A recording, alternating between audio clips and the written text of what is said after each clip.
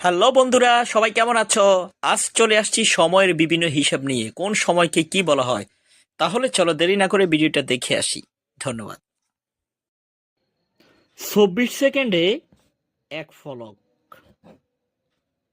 60 সেকেন্ডে 1 মিনিট, 4 মিনিটে 1 ক্ষণ, 16 মিনিটে 1 নিমেষ, 24 মিনিটে 1 দণ্ড, 3 ঘন্টায় 1 প্রহর, 7 দিনে 1 সপ্তাহ,